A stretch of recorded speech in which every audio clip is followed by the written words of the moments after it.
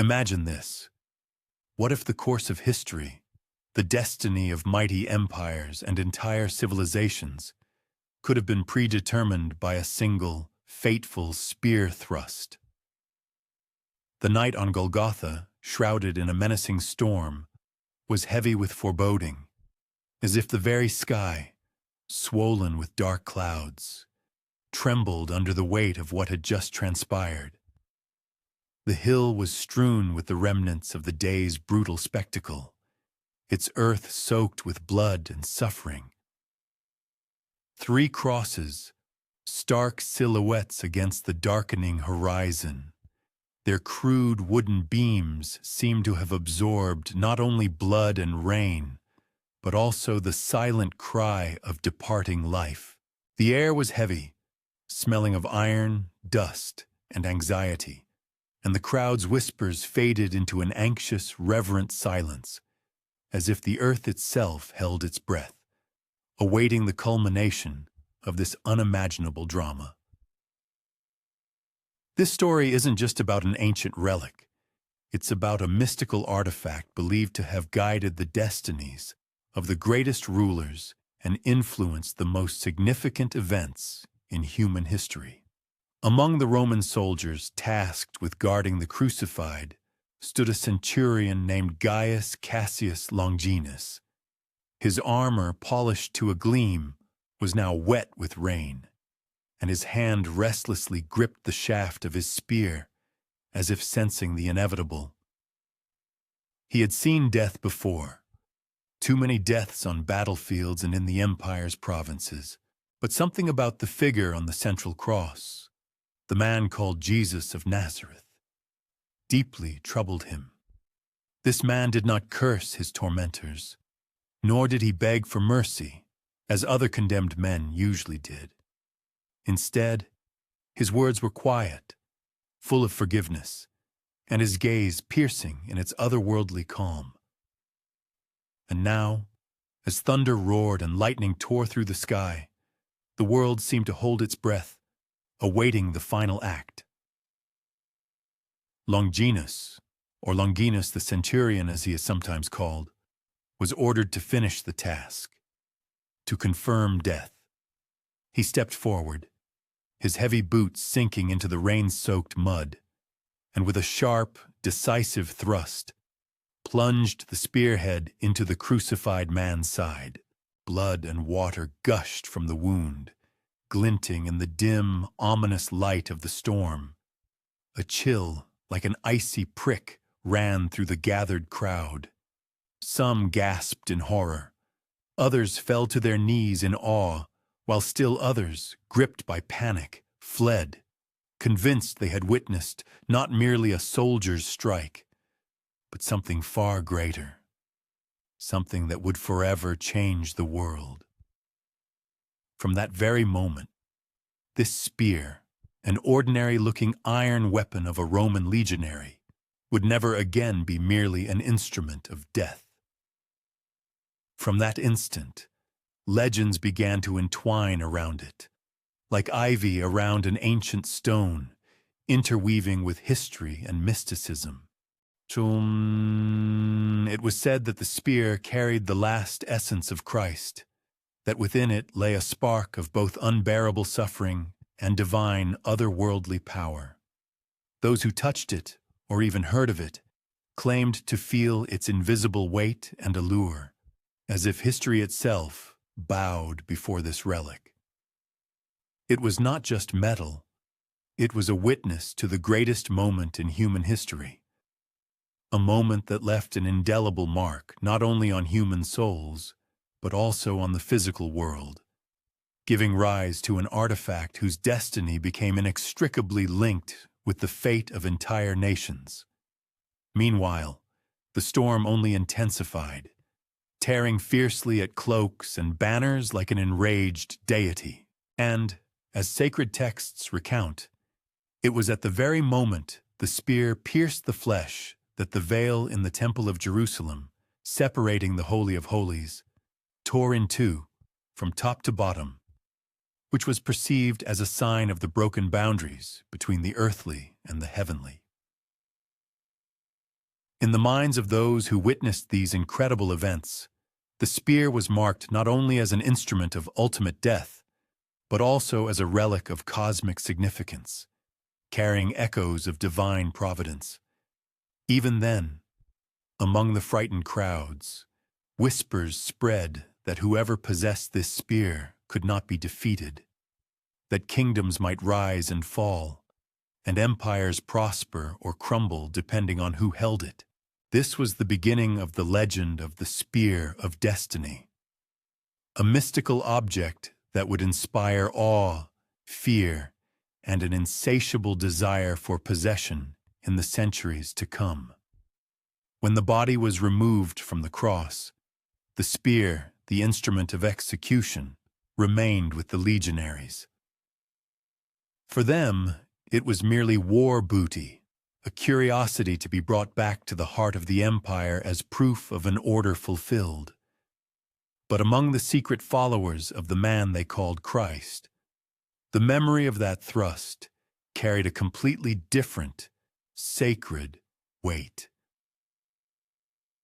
They spoke of it in whispers, passing the story from mouth to mouth, as if uttering it aloud could summon both a miracle and an imminent curse. It was not just an object. It was a symbol, a key to understanding the greatest sacrifice and the promise of eternal life, destined to become the cornerstone of a new faith emerging in the shadow of the mighty Roman Empire. If this story captivates you as much as it does us, don't forget to subscribe to the channel and like this video. It's crucial for its promotion and helps us create more engaging content. Also, let us know in the comments where you're watching us from. We'd love to know the geography of our viewers. Years would pass before the spear's story took on a clearer form in the manuscripts and scrolls of early Christian chroniclers. Early theologians and historians debated its true meaning. Was it merely a random act of Roman cruelty? Or did the hand of divine providence guide Longinus to pierce the Savior's side to fulfill prophecy? In time, even the soldier himself, Gaius Cassius Longinus, became enveloped in legend. Some early Christian sources, such as the Acts of Pilate, 4th century, claimed he was blind, but regained his sight when Christ's blood touched his eyes, and after this miracle, he converted to Christianity. Others whispered that he became the first witness and guardian of the spear's memory until his martyrdom, which, according to tradition, occurred in Caesarea of Cappadocia in the 1st century A.D. He is venerated as a saint in the Catholic and Orthodox churches. What is certain is this: this relic did not disappear into obscurity like hundreds of other war trophies. And remember, friends, watch this video to the very end, as crucial conclusions will be made in the finale that will tie together all the threads of this amazing story. And a link to our new, equally captivating videos always awaits you in the description. Instead, it didn't just change hands. It attracted the shadow of destiny, altering the course of human lives. In the treasuries of Rome, at the courts of powerful emperors, in the whispers of monks' prayers, in secret societies, the spear began to take on a life beyond mere metal. It became known as the Spear of Destiny, or the Holy Lance, believed to choose rulers, overthrow tyrants, and shape the very course of history for centuries. Its path can be traced through the most significant eras of European history. Emperor Constantine the Great, the first Christian emperor, is believed to have possessed it and attributed his victories to it, including the Battle of Milvian Bridge in 312, which marked the beginning of the Christian era in the Roman Empire. Subsequently, the spear passed to the Franks and became one of the symbols of the Carolingian dynasty. Charlemagne, who united much of Western Europe and was crowned emperor in 800, reportedly never parted with it, believing it brought him luck and victory in 47 battles. His biographer Einhard mentioned the importance of relics to the emperor, emphasizing the significance of such artifacts for rulers of that time. After Charlemagne, the spear passed to the emperors of the Holy Roman Empire, becoming one of the most important imperial regalia. This very spear, known as the Spear of St. Maurice, or the Vienna lance, was used in coronations and symbolized the divine legitimacy of power. Emperor Otto I the Great, founder of the Holy Roman Empire of the German nation, defeated the Hungarians at the Battle of Lechfeld in 955, holding this spear, which solidified its mystical status and belief in its miraculous power. Frederick I Barbarossa, another powerful 12th century emperor, also possessed it and attributed his successes on battlefields and in political intrigues to it. The spear became not just an artifact, but a living symbol of power, faith, and destiny. For centuries, it was kept in the treasury of the Hofburg Palace in Vienna as part of the Habsburg imperial regalia, where it can still be seen today, or at least one of the copies or contenders for the original, as several such copies exist in various European museums. Modern research, such as an analysis conducted in 2003 by Dr. Robert Fusser of the University of Vienna, showed that the iron spearhead dates back to the 7th century AD, and the silver winding securing a crack was added in the 13th century. However, a nail inserted into the spearhead is, by some accounts, one of the nails used in the crucifixion, and its age is harder to determine, which only adds to the mystery surrounding this astonishing object and maintains its mystical aura. But on that stormy night on Golgotha, at the very moment Longinus delivered his fatal blow, none of this had yet been written. There remained only the soldier, his spear, and the anxious silence of the hill, awaiting dawn. Lightning cleaved the sky one last time, momentarily illuminating the weapon in Longinus's hand. For that brief instant, the iron seemed to glow with celestial fire before darkness swallowed everything again. And it was in this darkness, in the silence after the thunderous events, that the legend began to breathe, to fill with power and meaning. The storm slowly subsided, its fury replaced by a softer, soothing rain. The crowd dispersed, their footsteps sinking into the wet earth, carrying with them fear, awe, and a premonition of unseen changes. The hill of execution remained in an anxious silence, broken only by the steady drip of raindrops on stone. Above, the clouds parted just enough to reveal a thin sliver of moonlight, silvering the shaft of the spear resting in the soldier's hand. No one yet fully realized the weight of what he carried, or the role this object would play in the centuries to come.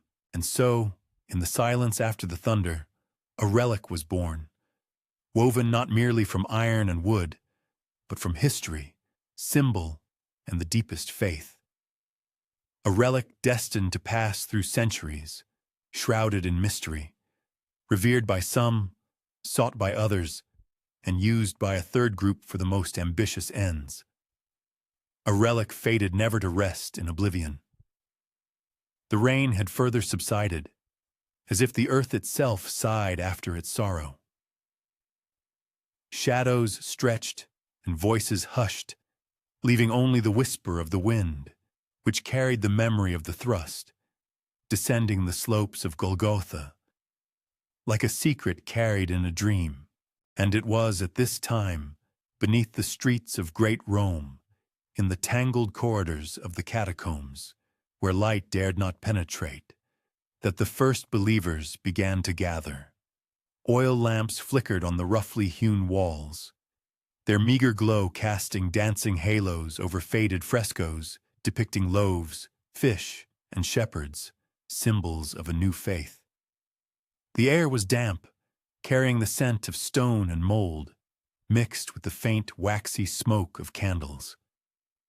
It was here, in the silence of these underground refugees, that the whisper of the spear began to pass from mouth to mouth, like a fragile flame sustained in the darkness, foreshadowing its incredible future as one of the most enigmatic and powerful artifacts in human history. The Christians, hidden in these secret chambers, constantly felt the weight of relentless threat. Openly professing their faith risked chains, public executions in arenas, and martyrdom. Yet the narrative of the crucified Christ had taken root too deeply in hearts and minds to be suppressed, and with it, the story of the spear that pierced his side was passed down. This object was spoken of not with triumph, but with deep reverence and awe, as if its memory was a sacred symbol embodying both great sorrow and eternal promise. Some claimed the spear was cursed, for it had been the instrument that inflicted the final mortal wound. Others, in softer voices, insisted it had been sanctified, for it was washed by the blood and water that flowed from the Savior's side. In these few and hidden communities, the weapon became something immeasurably more significant than a piece of metal. It transformed into a powerful symbol, an embodiment of paradox and a source of profound mystery. One of the stories passed down within these underground refugees was about Longinus himself. The soldier, they said, was struck blind amidst the raging storm on Golgotha, a punishment for his cruel act. But when the blood of Christ touched his eyes, his sight was restored. They whispered that he repented, left military service, and ended his earthly journey in complete obscurity, spreading the faith whose origins lay in the thrust of his own spear.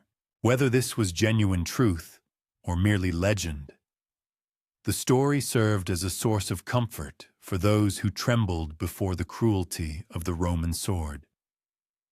For even the one who dealt the fatal blow could find forgiveness. The relic itself, it was told, subtly changed its location in subsequent decades. Some claimed it remained in Jerusalem, carefully hidden by the early followers of the new faith. Others said it was taken to Antioch, where it was concealed in a reliquary beneath the altar of an unassuming church. Still others whispered that it was already in the very heart of Rome, carefully preserved in the private collections of senators who, despite official prohibitions, showed genuine interest in Christian holy objects. The catacombs became a place where all sorts of conjectures multiplied and echoed. Each gathering brought fresh versions, some filled with hope, others carrying ominous premonitions. An old woman with silver hair recounted her visions, claiming that the spear would one day be wielded by kings, and its bearer would be invincible in battle. An emaciated man passionately argued that such power posed a threat, and that it would be best if the spear vanished forever, buried where no hand could ever obtain it. And all this time, in the dim light of flickering lamps, their faces seemed carved from a mass of shadows and flames, as if even the stone walls themselves listened to these speeches. Beyond the whispers of faith, gradually, almost imperceptibly, the myth of the spear began to penetrate the realm of political interests. Roman officials, intrigued by the resilience of this unusual sect, which, despite all persecutions, showed no signs of fading, began to listen carefully to these traditions. Some scoffed, others feared, but some began to wonder if this weapon could truly possess such significant power. could its power not be turned to the empire's benefit. Thus, the legend spread in two directions, among the persecuted believers as a symbol of hope, and among the powerful of the world as the beginning of great ambitions. Many centuries later, historians and chroniclers would fiercely debate the true location of the relic during those unstable and vulnerable periods of its formation. The authentic truth remains hidden beneath a veil of silence, for the first keepers of this holy object left no written records, relying solely on the power of oral transmission.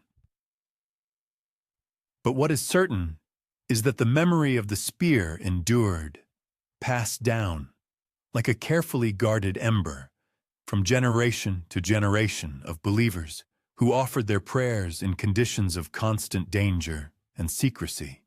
In the catacombs, this whisper simultaneously brought peace and caused unease.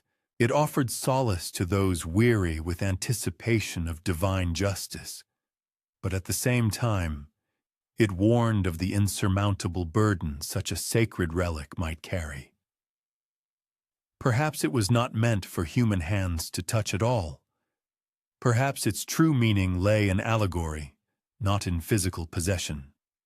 However, human nature is rarely satisfied with mere allegories and parables.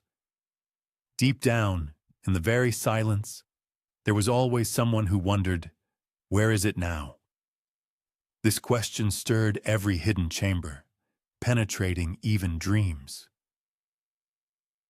And so the legend grew, invisible to the eye, yet indestructible in memory, much like a faint candle flicker gradually igniting in the darkness, until the silence itself began to vibrate with anticipation of something grand. As the lamps burned down, shadows stretched and solidified. The believers silently dissolved into the night, leaving behind only the faint scent of wax and the barely audible echo of muffled prayers.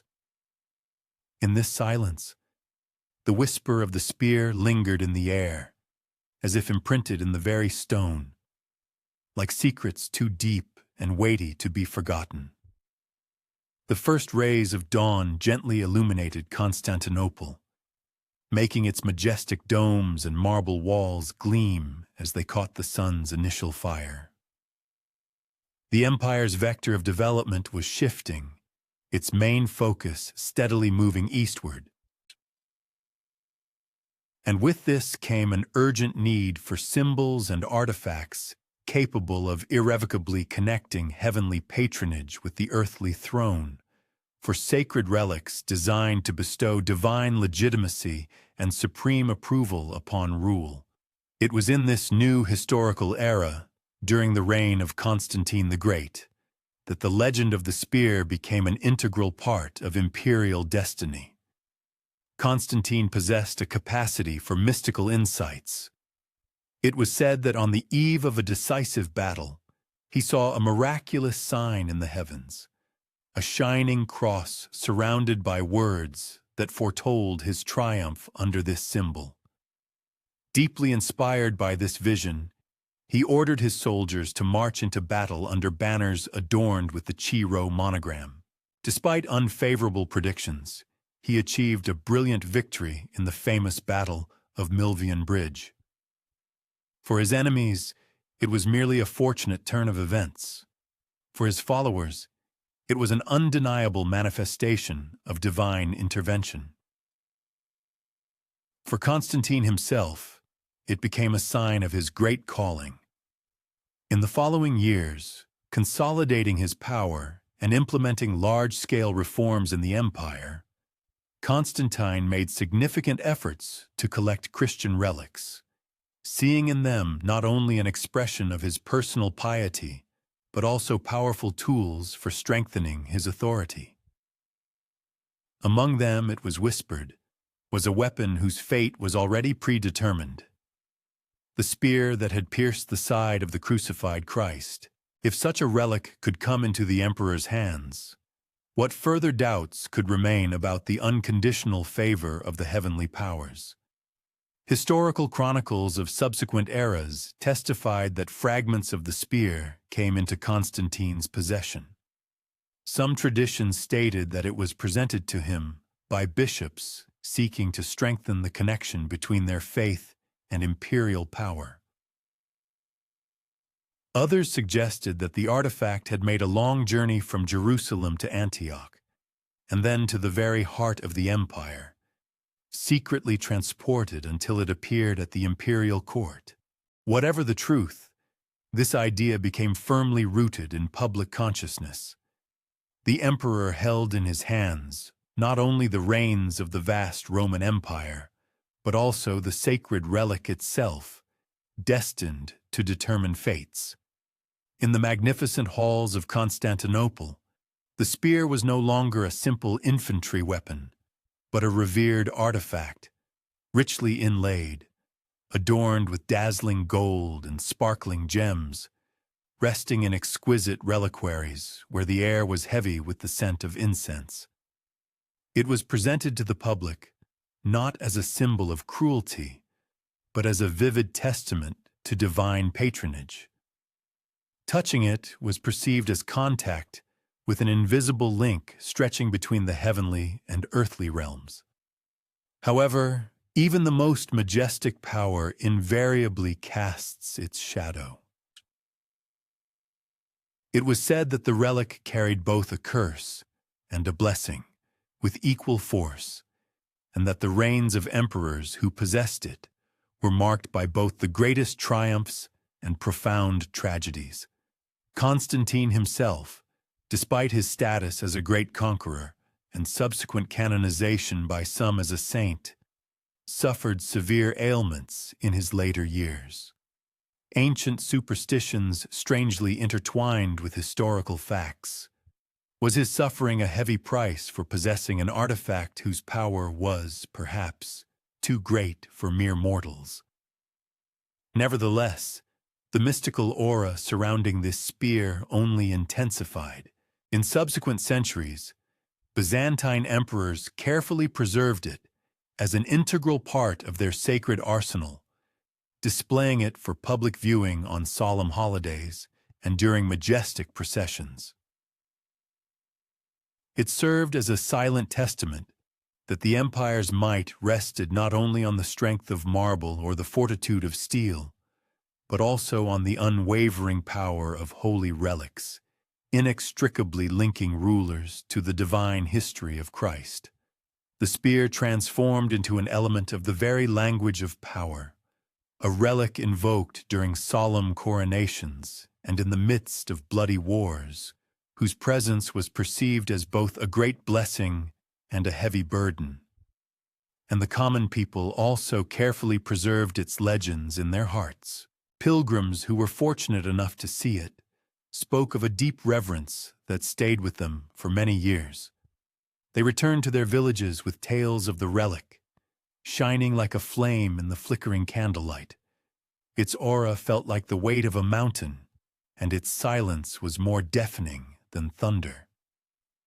For them, the spear was not just an imperial treasure. It was undeniable proof that the divine history of the heavens still touched the earthly world. Thus, the spear of destiny finally entered the life of the empire, organically woven into magnificent mosaics depicting saints, glorified in solemn hymns echoing beneath vaulted domes, and carefully preserved in luxurious chambers adorned with marble and gold. It was no longer merely Longinus's weapon. It had become the emperor's sacred relic, an invaluable jewel in the crown of Byzantium, a coveted trophy that would beckon kings and conquerors for centuries to come. However, sacred relics are restless entities. They cannot be held captive forever. Power clings to them like a shadow, relentlessly following a flame, constantly attracting the gaze of all who passionately yearn for dominion. The spear, born amidst storm and blood, was only beginning its centuries-long winding journey. Ahead lay grand crusades, unbreakable oaths, and bitter betrayals. Ahead lay knights in white cloaks, sworn to keep a sacred secret, who would one day lay claim to it. The great city came alive with the first morning bells, ringing out over all of Constantinople. The streets filled with a bustling crowd, merchants and pilgrims, soldiers and clergy. Yet deep within the palace, in a bedchamber filled with the scent of incense, the relic lay, silent, patient, as if attentively observing everything, for sacred relics know no sleep. They abide, awaiting the next hand to take possession of them, the next chapter to be written in their name in the book of history. The bells faded, dissolving into a distant echo, and the golden morning light spread over the city, bringing with it tranquility. In this calm, the relic shimmered faintly beneath its sacred covering, as if holding not only echoes of past events, but also the very trembling heart of future prophecies. The road to Jerusalem was a winding ribbon, woven of dust and blood, stretching through harsh mountain passes, endless plains, and scorching deserts, carrying with it streams of people driven by deep faith, ambitious aspirations, and a passionate desire for absolution. It was the year 1096 when the first great crusade was solemnly proclaimed. From countless villages and cities scattered across Europe, thousands set out under the sacred sign of the cross. Their banners proudly unfurled in the wind, and their armor clanged melodically in rhythm with their weary, monotonous steps. Some trudged barefoot, devoutly convinced that every wound on their exhausted body was a silent prayer. Others, knights clad in armor, rode with the pride inherent to noble lineages. Their swords were sharpened to a gleam, and their eyes burned with anticipation of the heavenly visions promised to those who would liberate the holy city. However, amidst the endless whispers of pilgrims and warriors, another story accompanied them, a quieter one, but undoubtedly more powerful than any fervent sermon. It was said that anyone who went into battle carrying the spear of destiny in their hands would be invincible, that the iron tip, which once pierced Christ's side, held not only the echo of sorrow, but also the promise of unwavering victory. For people bravely marching towards inevitable death, such a story was truly irresistible. The Crusaders carried with them many diverse relics, fragments of wood claimed to belong to the true cross, bones of saints, carefully hidden in artfully crafted reliquaries, vials filled with dust, supposedly brought from the Holy Land. But nothing ignited their imagination with such power as the legends of the spear. If the great Emperor Constantine once possessed its fragments, if mighty Byzantium itself kept it in its majestic palaces, could it not reappear to guide their steps to inevitable triumph? And so, through long nights, by flickering campfires, while the mournful cries of jackals echoed beyond the desert dunes, this story was retold again and again, gaining new details and nuances. There were beliefs that the sacred spear was still in Constantinople, vigilantly guarded by imperial power. Others stubbornly asserted that it was hidden deep within Jerusalem itself, patiently awaiting discovery by the truly faithful. Some whispered of Antioch, a city where ancient sanctuaries had turned to dust, and every stone seemed to conceal forgotten secrets of long-lost relics. The crusade was an exhausting ordeal, marred by widespread hunger, raging diseases, and treacherous ambushes. The roads were strewn with the bodies of the fallen, whose pilgrimage ended due to utter exhaustion or the sharp sword of an enemy. Nevertheless, through all these incredible hardships, the image of the spear invisibly accompanied them.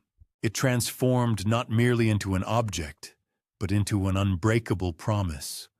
Hold on long enough, and the heavenly relic would surely appear to give deep meaning to their suffering. Knights sent messages home describing battles where the course of events seemed to inexplicably change at the very last moment. Victories that could not be attributed solely to military strategy. In their minds, though invisible, the spear felt like a real presence. The clergy following the armies tirelessly fanned the flames of faith, preaching that divine mercy was bestowed upon those who marched under the banner of relics, whether visible or hidden. Every triumph achieved became an inexhaustible source for strengthening their convictions. Every loss, however, was explained as a direct consequence of sin, urging the warriors to seek the coveted relic even more fervently and persistently. As they approached Antioch, utterly exhausted and suffering from hunger, the legend of the spear burned especially brightly. For Antioch, according to tradition, was a city of relics, a place where the apostles themselves once trod and prayed. If the spear existed anywhere, it was undoubtedly there. The promise of finding it gave the weary men enough strength to raise their banners once more. However, in this hope lay its own shadow. For the spear was never an ordinary relic. It represented a force, untamed and extremely dangerous.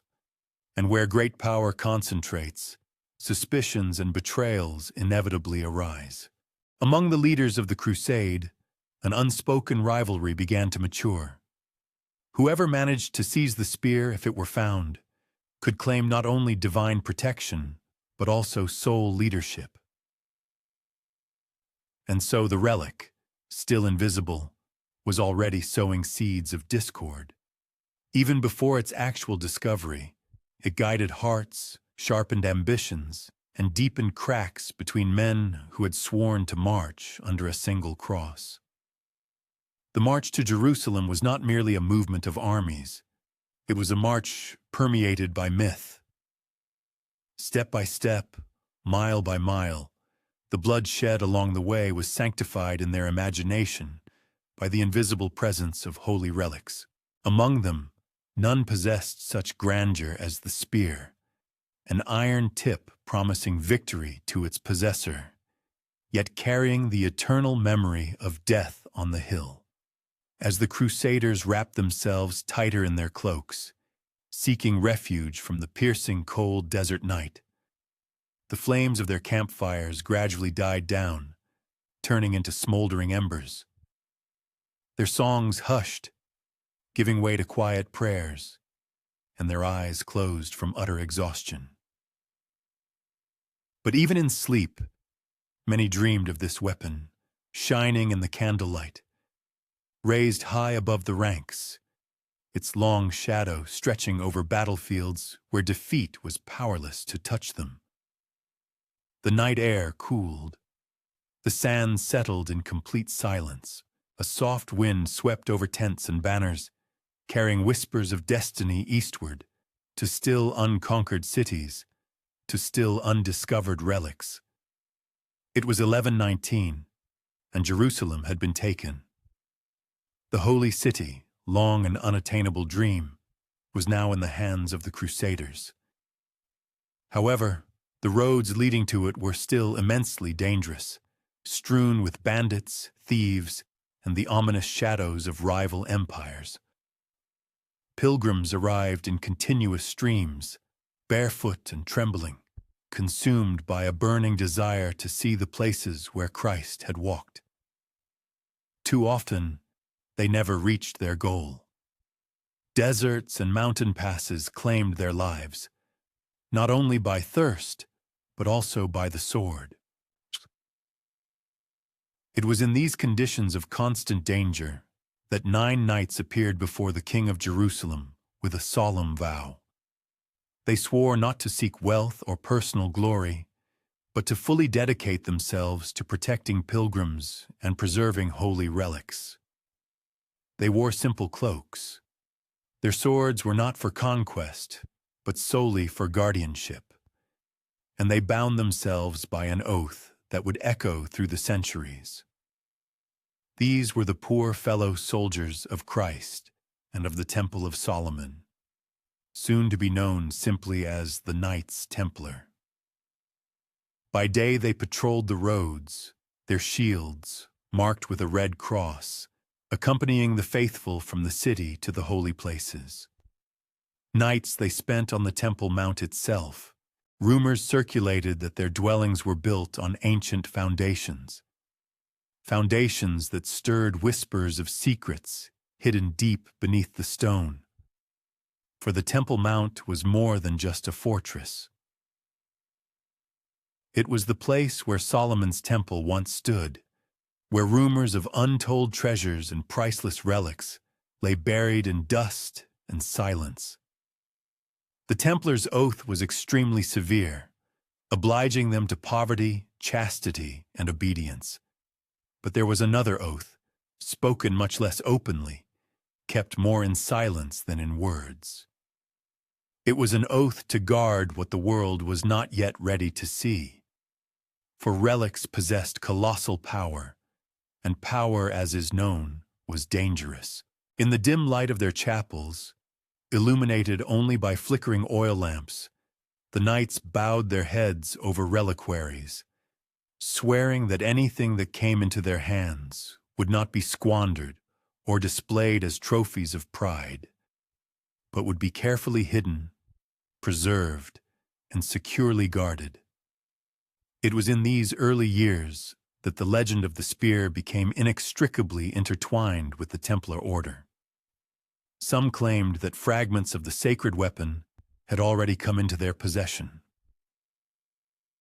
Others insisted that they tirelessly sought it, searching ancient vaults, digging beneath ruins, piecing together fragments of information brought east by rumors and ancient scrolls. Whatever the true story, the Templars, in the imagination of the Christian world, became firmly associated with relics deemed too dangerous for kings and too sacred for ordinary human eyes. Initially, church hierarchs regarded them with open suspicion. For who were these men? Knights whose prayers rose like monastic chants, and monks who fought with the valor of only the bravest warriors. However, over time, their reputation steadily grew. Their impeccable discipline and shrouded activities simultaneously inspired deep reverence and some unease. Pilgrims returning from distant journeys whispered of them as angels, clad in armor and armed with swords. Rulers, on the other hand, saw them as men whose loyalty belonged not to an earthly king, but exclusively to God. And in every hall where whispers of the Templars echoed, the same question invariably followed, piercing the air. What exactly were they so carefully guarding in their underground chambers beneath the temple? Various rumors circulated, multiplying and gaining new details. Some claimed the Templars guarded untold treasures, gold beyond measure. Others were convinced it was ancient scrolls from King Solomon's time, containing knowledge and secrets long lost to the world. But only a few, speaking in hushed voices, dared to ask a bolder question. Did the spear itself not rest in their hands, hidden from sight until the appointed time, and kept by oaths stronger than iron? The Templars themselves never directly answered these speculations. They neither confirmed nor denied anything, and their silence only deepened the mystery surrounding them. Perhaps it was in this restraint that their wisdom lay. For a relic such as the legendary spear possessed the power to crown monarchs or cast them from their thrones, to inspire entire armies to unparalleled feats, or to bring nations to ruin. It was far wiser for it to remain hidden beneath stone vaults, shrouded in impenetrable silence, guarded by sacred oaths that bound men more tightly than any chains. At night, as the desert winds howled, striking the massive walls of the temple courtyard, the knights gathered in their chapel. Their heavy cloaks were neatly folded, and their swords laid aside. They knelt in orderly rows on the cold stone floor. Their prayers ascended in a rhythm that seemed more ancient than any battle, a whisper penetrating through majestic arches and columns. And always in the air there was a sense of their special mission of guardianship. They were not merely warriors of Christ, but guardians of something immeasurably ancient, something that the world should not carelessly hold in its hands. The candles slowly burned down, night deepened, and shadows, like long fingers, stretched across the stone. And in this profound silence lived their oath. It was not inscribed on parchment, not carved in marble, but passed from mouth to mouth, in breath and blood. It was an oath of guardianship, an oath of secrecy, an oath of the spear. The march to Antioch remains in history as an arduous journey through hunger and hardship. By the winter of 1097, the Crusaders were a pitiful sight. Their eyes sunken, their boots worn to tatters, and their stomachs aching with unbearable hunger. Yet they pressed on, driven by the vision of Jerusalem and the whisper that relics of immeasurable power lay hidden in the ancient city. Antioch, once the seat of apostles, rose like a precious gem on the Orontes River. Its massive walls inspired terror, and its towers bristled with countless defenders. To take it seemed an impossible task. To abandon it meant despair. The siege dragged on for long months. To quell their hunger, men gnawed on leather belts. Horses, once proud steeds, were slaughtered for meat. Diseases mercilessly thinned their ranks, and desertion spread through the camp like a plague. Yet, amidst all this suffering, hope clung to a single thin thread, the possibility that heaven itself would intervene, that the sacred relics of Christendom would be revealed to strengthen the faithful. It was in these desperate days that a monk named Peter Bartholomew came to the forefront. He was a man with an emaciated body and burning eyes who claimed to have had a vision. In a dream, St. Andrew spoke to him, revealing that the holy spear, which pierced Christ's side, lay buried beneath the floor of the church of St. Peter in Antioch. His words spread through the exhausted camp like wildfire through dry straw. Was it madness born of hunger, or the divine answer they had prayed for so long? Skepticism fought fiercely with faith.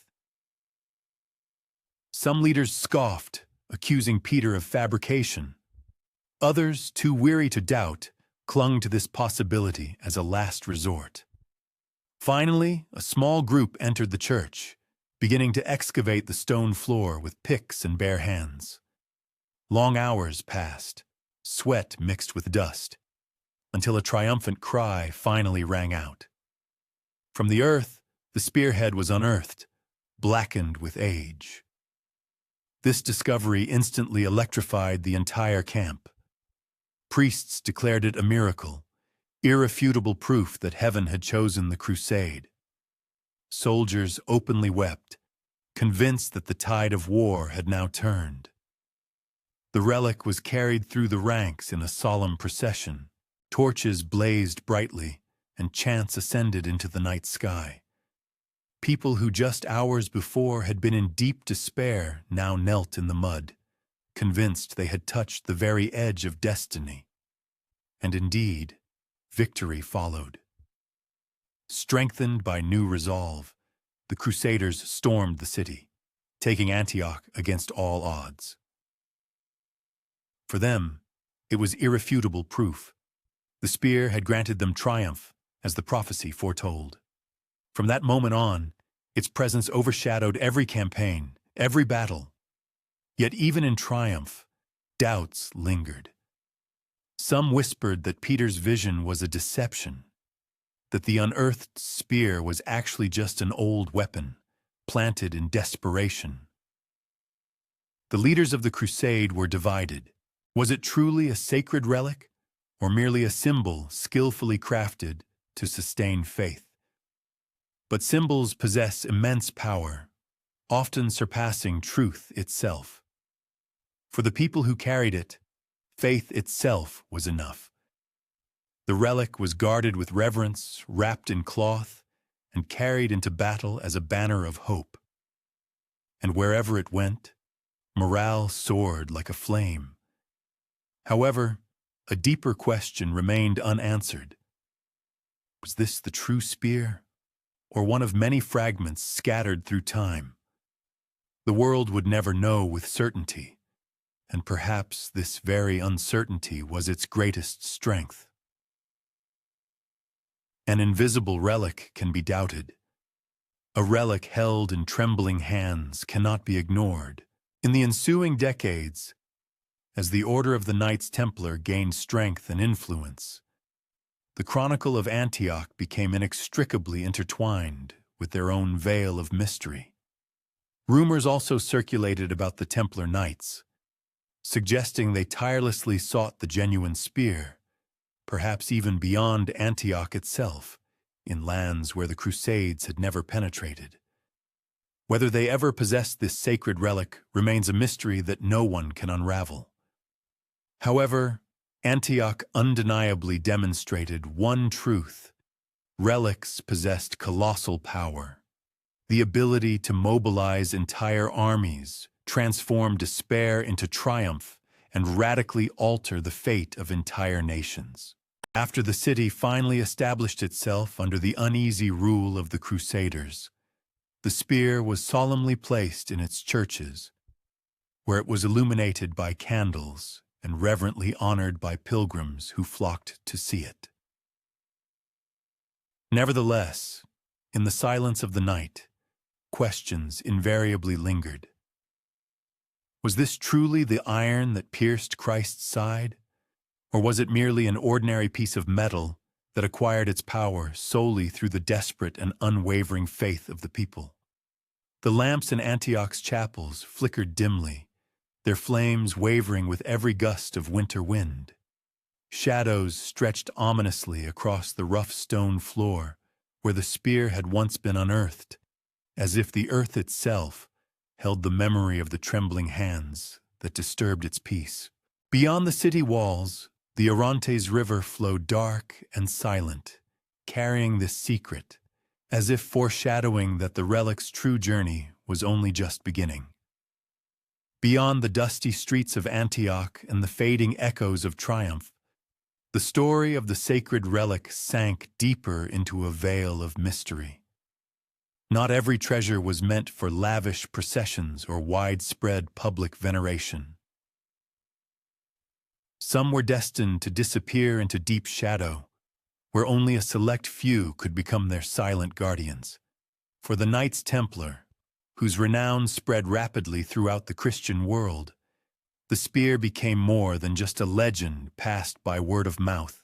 It transformed into a sacred commission, whispered about in austere stone monasteries, becoming the foundation of their mystical mission. Their numerous commanderies, like silent islands of peace, stood majestically throughout Europe and the Holy Land. These were formidable fortresses, built of pale limestone, with severe, impregnable walls and austere, unadorned chapels. They harbored within them something far greater than mere weapons, swords and shields. Beneath the vaulted galleries, where prayers echoed, and beneath the chapels, lit by single, flickering candles, secret vaults were dug deep into the earth. In these hidden places lay reliquaries, artfully crafted from gold, silver, or sometimes from simple unhewn wood. for even the humblest casket could safeguard the greatest and holiest treasure. In one such commandery, rumor had it, rested a hidden reliquary, carefully wrapped in precious silk and placed on an altar where no ordinary pilgrim's foot ever trod. The chapel situated above this secret chamber appeared deliberately modest. Its walls were devoid of any ornamentation, and the crucifix was unadorned. However, the few who were permitted to descend the narrow hidden staircase spoke of something mysteriously shimmering in the gloom, a fragment of iron, blackened by deep antiquity, set in shining gold and purest crystal. Some swore it was a genuine fragment of the sacred spear itself. Others stubbornly asserted that it was merely one of countless copies that had multiplied over the centuries. But for the Knights Templar, the question of true authenticity held far less significance than their sacred oath of guardianship. Their order was called not to display such relics, but rather to selflessly protect them, guarding them from human ambition and corrosive corruption. If for kings relics served as powerful symbols of dominion and legitimacy, and for the Church they embodied signs of unquestionable authority, then for the Knights Templar they represented a heavy burden, an immense weight of responsibility, inextricably linked with deep secrecy and the necessity of sacrifice. The less the world knew about such holy objects, the safer they were. This is why the existence of the hidden chapel was never openly spoken of. Its presence was categorically denied, even as persistent rumors seeped through the cracks of historical oblivion. Chroniclers, many centuries later meticulously studying ancient scrolls, discovered barely perceptible traces. A brief note in the margins of an old manuscript, a mysterious drawing cleverly hidden beneath a palimpsest, or a fleeting but intriguing line in a monk's diary. And in the vault beneath, the red cross lies the iron of Golgotha. This information was too vague to serve as irrefutable proof, yet too ominous to be simply ignored. One can vividly imagine this solemn scene in the chapel. The air there is cool and heavy, carrying the characteristic scent of limestone and sweet beeswax. A single lamp burns before the reliquary, its faint flame flickering rhythmically from the barely perceptible draft of invisible currents. Two knights kneel, their heads bowed in deep reverence, their swords resting on the stone floor in silent awe. Neither speaks a word. Words are superfluous here. The relic demands no lavish declarations or loud speeches. It demands only sincere presence. And this very silence, enveloping everything, becomes the deepest prayer. Perhaps the spear itself was never in this hidden place. Perhaps what rested in this reliquary was merely an ephemeral fragment of faith itself, a powerful symbol of what people desperately yearned to believe. However, symbols, as is known, can be far sharper than tempered iron. They are capable of piercing the human soul much deeper than any deadly weapon. And in this hidden Templar chapel, the mighty power of faith was guarded with far greater ferocity and selflessness than any royal crown representing worldly power. The outside world, meanwhile, was bustling with unceasing trade and endless ambitions. Pilgrims flocked to seaports by the thousands. Kings plotted intrigues in their opulent courts, and popes ceaselessly issued their authoritative decrees. But in this hidden place, time seemed to stand still. The relic waited silently, untouched by the bustle of kingdoms and worldly concerns, patient and motionless, like an ancient stone. The Templars had grasped something profound that many others forgot. Relics are not simply part of history. They belong to eternity itself. Their sacred guardianship consisted not only in preserving the spear for one specific century, but also in safeguarding it for all centuries to come, passing it down from generation to generation. And thus, the hidden chapel became not just a repository for sacred stone or metal, but an unwavering vessel of deep silence. It was a silence that persisted long after the men who selflessly guarded it had turned to dust of ages. The lamp continues to flicker. The silence around deepens, becoming almost palpable. And in this motionless serenity, the relic patiently waits. Whether it is true iron or a figment of human imagination, whether it is historical truth or ancient myth, it continues its waiting. For relics, like the deepest secrets, never truly vanish without a trace. They merely slumber in hidden chapels, in long-forgotten vaults, in distant corners of human memory, where only faint whispers remain of them. To the west, beyond the azure waters of the Mediterranean, pulsed the heart of Christian civilization, filled with sacred rites and undeniable power. The Vatican, that indestructible bastion of faith and colossal political force, gazed upon the surrounding world with its characteristic blend of deep piety and an overarching weariness of earthly transience. In the dim light of the majestic halls of the Apostolic Palace, papal scribes and wise advisors conversed quietly, their pens rhythmically scratching across rough parchment, as if every letter, every word they inscribed, was imbued with some hidden fear. For there were traditions too dangerous to be openly stated, and among them the narrative of the Spear of Destiny stood out, occupying a special, troubling place.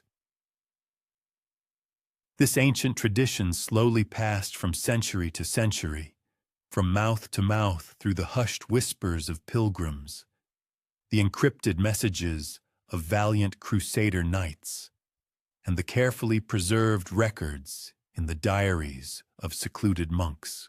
By that historical point, the ecclesiastical hierarchy had clearly recognized that sacred relics were not merely symbols of spirituality or piety. They were powerful instruments for exercising power and influence. Monarchs of many lands passionately desired to possess them, and the Roman popes, in turn, skillfully wielded their mystical force. And somewhere, beyond the direct control and reach of the ecclesiastical hierarchy, existed that very spear, dark, with a tip encased in ancient iron, and, as asserted, imbued with destiny itself, held in the possession of those who had sworn to keep it secret. Growing unease arose from a series of pressing questions. To whom did this mystical spear truly belong? Could it not be used as a means to challenge the Church's undeniable authority? Was it possible that it was already invisibly influencing the destinies of rulers, silently tipping the scales in decisive battles, at coronations, and in acts of treachery?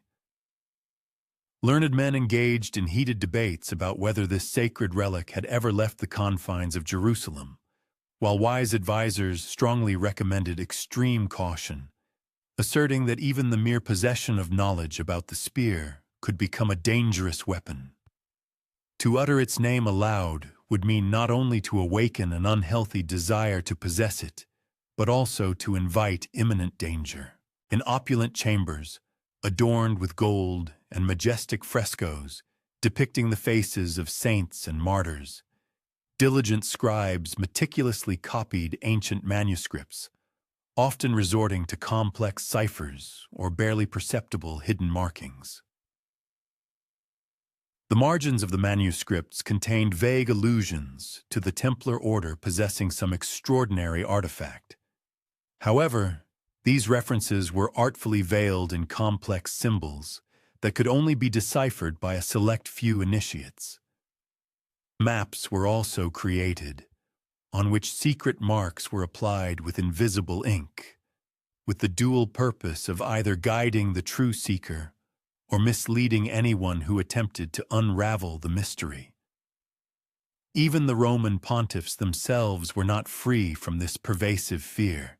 Some openly declared that the very existence of the spear constituted a colossal threat to the stability and unity of all Christendom. For if the Templars or any other mortal hand were to openly possess it, what monarch or emperor would dare to oppose the authority of Rome? One cardinal, strolling slowly across the polished marble floors, quietly remarked that sacred relics are inherently no less dangerous than any army, for their power, though hidden from view, is truly absolute. Another high-ranking hierarch warned that the Church must always maintain a veneer of plausible deniability regarding such artifacts. For openly admitting knowledge of the spear would be nothing less than declaring oneself a target for countless eager seekers. However, alongside fear, there was also an irresistible temptation. If the Vatican could assert its claim to possession of the spear, or at least its fragments, it would become an undeniable and supreme symbol of divine grace and favor. The pontiffs envisioned solemn processions in which this holy relic would appear, bestowing blessings upon armies, influencing reigning monarchs, and affirming the unquestionable supremacy of the Church over worldly affairs. But the potential risk of exposure and subsequent repercussions was too great. For this reason, the Vatican decided to pursue a path of strictest secrecy. It was recognized that it was better to feign complete ignorance than to bring unpredictable catastrophe upon itself and all of Christendom. Tension in the Vatican's corridors mounted as disturbing rumors reached Rome about the steadily growing influence of the Templar order. These knights, though having sworn vows of obedience to the Church, acted with striking independence in distant lands, bringing with them not only untold treasures, but also many intriguing rumors. It was said that among their possessions was the spear, hidden in secret vaults beneath austere chapels, where its ancient iron tip reflected the flickering candlelight in a way that was invisible to any outsider. For the Vatican, this artifact was simultaneously a miracle and a potential threat, a relic capable of inspiring great deeds and at the same time capable of destabilizing the entire established system.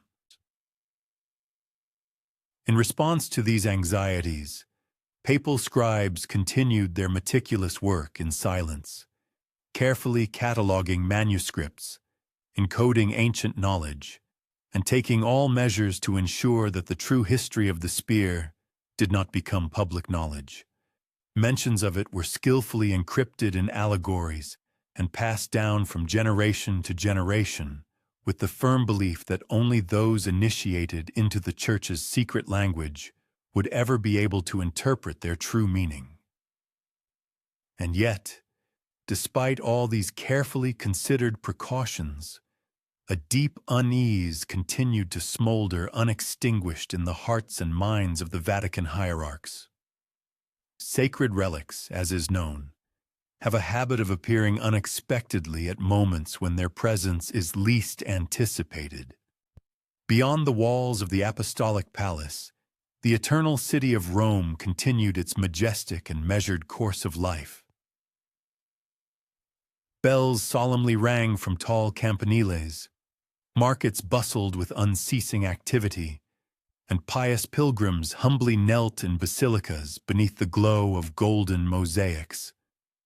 However, in the hidden, secluded chambers of the Vatican, the Church seemed to hold its breath, awaiting the unknown.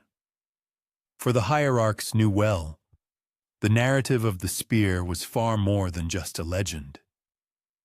It represented a living, invisible force, capable of shaping the destinies of kings, guiding armies, and rewriting the very fabric of history. And as long as this artifact remained in secret hands, their deep unease could not fully subside. The candle flames in the brass candelabras flickered, burning low, casting strange, elongated shadows on the ancient walls adorned with images of saints. Scribes, bent over their parchments, continued their labor, deeply aware that every stroke of the pen, every dab of ink, was but one of many threads in this delicate, complex web of secrecy. Outside, beyond the sturdy walls, the city had fallen into serene sleep, but within the Vatican, in its hidden depths, fear continued to pulse quietly, like the invisible heartbeat of a great mystery, too powerful to be fully revealed. Far from the ostentatious grandeur of Rome and the thunder of countless battlefields, in the quietest and most secluded corners of the Christian world, majestic monasteries rose. Their ancient arches and powerful columns served not only as a refuge for diligent prayer and deep contemplation, but also as a repository for numerous secrets. Here, within these sacred walls, monks moved with measured steps, their coarse robes rustling silently across cold stone floors, and their gazes humbly cast down in deep piety, or perhaps in the careful, deliberate calculation necessary to preserve knowledge that possessed the power to overthrow entire kingdoms. Thus, these holy abodes were not merely centers of faith, but also invisible repositories of ancient memory, where the narrative of the spear was carefully passed from one generation to another, retaining its sacred significance. In the dim light, barely dispelled by the flickering of candle flames, meticulous transcription of manuscripts took place, requiring exceptional precision. Supple inks flowed like liquid shadow, leaving marks on parchment whose true essence was often hidden deeper than it seemed at first glance. In the margins of these ancient folios were marginalia, full of mysterious symbols, encrypted maps cleverly disguised as decorative ornaments, and enigmatic phrases written in languages accessible only to a narrow circle of initiates. An uninitiated observer, glancing through the pages, would see only ordinary texts of Holy Scripture or ecclesiastical doctrines. However, for those initiated into the complex system of the Church's secret signs and symbols, these records revealed something far greater. Detailed maps of movements, as well as keys to codes indicating the location of precious relics, securely hidden from prying eyes and casual curiosity. It was within these monastic walls, where profound silence reigned, that the whisper first echoed, immortalizing the Templar order's connection to the legendary spear. Ascetics meticulously recorded information about journeys eastward, to where, according to ancient traditions, individual fragments of this sacred weapon made a long journey across boundless deserts and impenetrable mountain ranges, finding temporary refuges in remote abbeys and monasteries located along the legendary Silk Road. Every word inscribed was a deliberate act, as was every omission a conscious choice. For knowledge was the greatest power, but in the wrong hands, it carried the potential for destructive catastrophe. Certain manuscripts mentioned such significant cities as Antioch, Constantinople, and Jerusalem, but always did so in veiled forms, resorting to complex allegories. Names like Staff of the Blessed or Martyr's Iron could denote either the same coveted relic or many of its copies, specially created to confuse undesirable seekers. On the page margins, as if in a whimsical dance, numerous symbols were placed. At times it was a star, elsewhere a cross inscribed in a circle. Thus, the uninitiated perceived them merely as decorative elements, while the truly knowledgeable unmistakably read clear instructions within them. Thus, the legend of the spear spread in deep silence, remaining absolutely invisible to all who did not belong to this strictly limited circle of initiates. In addition to written evidence, monks exchanged whispers about their mystical visions. One might dream of a distant, inaccessible mountain pass, where a glimmer of metal pierced through swirling fog, reflecting sunlight. Another would awaken with a firm conviction of the existence of an ancient map, securely hidden beneath the old floorboards of his own monastery. Each such interpretation was carefully discussed in hushed voices, never openly recorded on parchment, lest valuable knowledge slip away due to the slightest carelessness. It seemed that even the monastery walls themselves held an invisible memory. Every stone of these ancient structures seemed to absorb sacred secrets, and thus the monasteries became as reliable guardians as any knight of the order or well-fortified vault. Nevertheless, even its own monks the Church could not trust unconditionally. The ascent of the Templar order to power occurred with astonishing rapidity. Their influence spread quietly, yet steadily and decisively throughout the Christian world. Each time a new commandery was founded, new monastic abodes often followed, and with them, precious manuscripts containing coded keys to the secret resting place of the spear.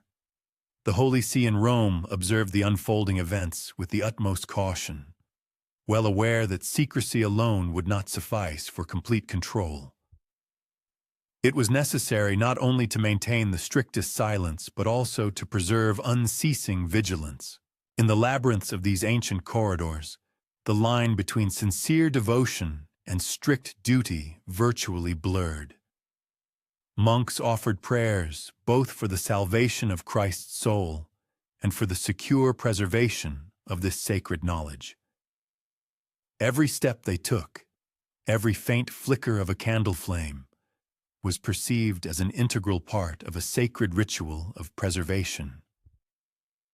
The narrative of the spear possessed too great a power to allow it to drift uncontrolled without secure guardianship, and was too significant to be left to the care of human memory alone. Each new generation of scribes and clergy augmented this unbroken chain of guardians, linking past and future through whispers, ink, and unyielding stone. At times, deep in the night, the monasteries seemed to come alive, filled with ghostly shadows.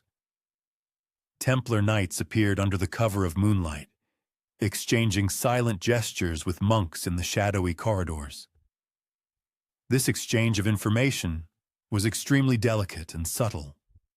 A nod, a carefully folded parchment, or a mere glance was enough to convey instructions too delicate to be spoken aloud. The spear itself was never named, yet every gesture eloquently spoke of its presence. Its invisible presence, whether literal or symbolic, permeated every corner of the stone halls, and it was thus, in these abodes of silence, that history unfolded. The narrative progressed silently and invisibly. The Relic's journey eastward, the meticulously coded manuscripts, the enigmatic allegories in the margins, all converged in one place here. Beyond these walls, kingdoms waged endless wars, popes plotted intrigues, and armies marched to distant lands. But within these walls, history was carefully preserved, securely protected from conquest, from human ambition, and from universal foolishness. As night fell, and the wind gently touched the old monastery walls, and the lamps dimly flickered, casting long shadows, The very air seemed to fill with anticipation and hummed with unspoken expectations. The spear's journey was interrupted for this moment. It rested in deep secrecy, patiently awaiting the next hand to receive it, the next chapter in its long history, and the next whisper that would become a link in this endless chain of custodianship. Beyond Europe's familiar roads and the secure, fortified walls of Crusader cities stretched a vast and extremely dangerous world. Endless deserts spread like golden seas, mountain ranges rose like jagged teeth against the sky, and rivers carved paths through deep, hidden valleys where few dared to tread. It was along these winding routes, ancient trails trodden by generations of merchants, pilgrims, and armies, that the Knights Templar, with the first rays of dawn, dispatched their caravans, carrying something far more valuable than ordinary supplies. They transported sacred secrets, holy relics, and priceless fragments of knowledge capable of radically altering the balance of power in kingdoms located far beyond the Mediterranean. As the early morning sun painted the sands in soft rose and golden hues, mounted knights and sturdy pack animals began their journey, moving in a carefully coordinated formation. Each such caravan was the result of meticulous planning. Experienced scouts moved ahead. Messengers tirelessly maintained lines of communication, and valiant guards accompanied the precious relics, transported in securely fortified chests, wrapped in thick cloth and bound with iron. Among these invaluable cargoes were not only manuscripts containing coded instructions for the location of sacred objects and fragments of holy relics, but sometimes, as whispered from mouth to mouth, even parts of the spear of destiny itself. The quiet journey. The journey ahead was fraught with dangers. Bandits attacked suddenly, like shadows emerging from nowhere. Desert winds could mercilessly dry out the life-giving moisture from both people and animals, and mountain passes demanded special skills possessed by only a select few. However, for the Knights Templar, threat was an inseparable companion, and the veils of secrecy served as their reliable shield. Everyone involved in this movement clearly understood. They were not merely transporting ordinary goods. They were directing destiny itself. Each individual fragment, each map, each cautious step was an integral thread in a grand tapestry woven for centuries from faith, ambition, and ancient fear. Along the carefully planned caravan route, monasteries offered safe haven, markets served as ideal cover, and traders provided a complex network of hidden communication. The movement itself became a kind of living code, representing a complex dance of motion and skillful concealment. To uninitiated observers, the caravans might seem mundane, carrying only grain or precious silk. But for those initiated into the secret signals, every flickering lamp, every subtle mark on a tent, the precise arrival time of each messenger conveyed an encrypted message capable of altering the course of the grand quest for the legendary spear. In remote desert oases, knights rested by cool wells, the gleam of their steel armor catching the first rays of the morning sun. They knelt in silent prayer, their voices soft, blending with the gentle murmur of water flowing over stones. Sometimes ancient manuscripts were unrolled, excerpts read aloud under the cover of moonlight, but coded in such a way that only initiates could grasp their true meaning. The relics themselves remained hidden, untouched, silent, as if aware of the grandeur and importance of their mysterious journey. Whispers of the spear's path spread only in fragments. A merchant might casually remark to a fellow traveler that a sacred iron staff had passed through this region. A monk might hint that individual fragments had been consecrated in a distant, secluded monastery. Each such whisper was carefully constructed to mislead as much as to inform, creating a complex labyrinth of information designed to protect the precious truth and perpetuate the mystical legend. By the time the sun reached its zenith, the caravans often disappeared into the heat-hazed horizons, their silhouettes merging with the curves of dunes or the outlines of cliffs. Observers from distant settlements might notice them, but perceived only the ordinariness of what was happening. Knights, pack animals, a barely visible trail of dust. They could not know that destiny itself traveled with every step, that fragments of a weapon forged in the shadow of Golgotha silently moved towards lands far beyond the Christian world, into territories shaped by unknown cultures, deep mysticism, and ancient prophecies. It was during these long journeys, stretching towards Persia, India, and the distant East, that the legend of the spear began to organically merge with local myths. In bustling markets and secluded monasteries, the whispers of the Templars blended with the oral traditions of local travelers, skillfully mixing the Christian relic with tales of legendary kings, wise men, and sacred weapons from distant lands. The iron spearhead, remaining invisible yet always palpable, began to gather around itself an aura of mystery that transcended geographical boundaries, language barriers, and differences in faith. At night, as countless stars scattered like a silver ocean over the sprawling tents, the Templars kept vigilant watch. Lights were dimmed, and shadows stretched long across the sand. The relics lay silently beneath layers of thick cloth, under the watchful eyes of men sworn to protect them at the cost of their own lives and honor. The desert itself seemed to recognize the immense weight of what passed through it. The winds whispered in a language older than any empire, carrying echoes of prophecies into the deep night. And so, as dawn broke over distant horizons, the caravans moved again, carrying with them not only supplies or maps, but also fragments of history, particles of faith, and, perhaps, the spear itself, capable of shaping the destinies of kingdoms. Every mile traveled was both preservation and skillful concealment. It was a meticulous choreography where the past met the present, and the future remained uncertain, awaiting hands, worthy or unwilling, to seize it.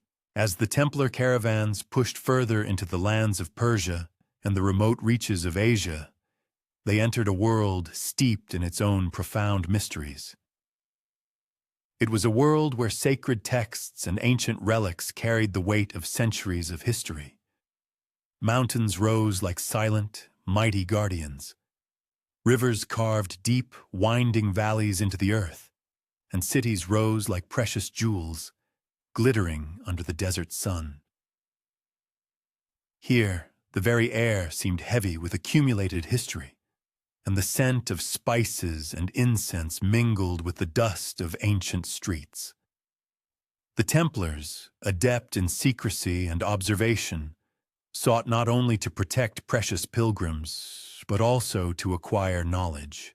In monasteries hidden among the hills, in temples shrouded in dense jungles or sands, they discovered scrolls and manuscripts whose script was alien to Europeans, but whose message surprisingly echoed their own faith. These were tales of divine instruments, sacred battles, and powerful relics capable of influencing the destinies of entire nations. Some suggested that these texts were not merely myths, but contained hidden truths, keys that could illuminate the mysterious path of the spear across continents. In dimly lit rooms, Knights carefully unrolled scrolls of papyrus or silk, tracing unfamiliar symbols and signs with their fingers. Monks and scholars from distant lands cautiously guided them, clearly aware that these foreigners brought with them both genuine curiosity and potential danger.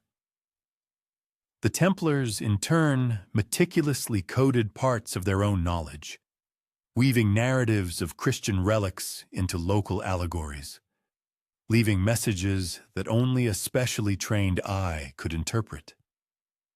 In this subtle and complex exchange, the cross met the crescent, the star intersected with the lotus, and the story of the spear became an integral part of a broader tapestry of sacred artifacts and ancient prophecies. Some ancient scrolls hinted at a weapon of truly unimaginable power, described in encrypted metaphors and intriguing riddles where historical facts were skillfully intertwined with mythological traditions. One such manuscript, yellowed with time, spoke of an iron that drinks the blood of heaven, which, according to the text, rested deep within an ancient temple whose venerable stones still seemed to hold the silent memory of long-departed kings. Another document, no less mysterious, described a staff that pierces the mortal and touches the eternal. This phrase, full of deep symbolism, made the hearts of the Templar knights beat faster, foreshadowing something grand. The agonizing question arose: were these texts direct indications of the very sacred spear they so diligently sought? Or were they merely elaborate allegories born of rich local myth-making? The Templars could not give a definitive answer, and this blessed uncertainty paradoxically became their reliable ally, shielding the true secret of the mighty relic from prying eyes and unwanted attention. Parallel to studying ancient texts, the Templar Knights meticulously recorded their own observations.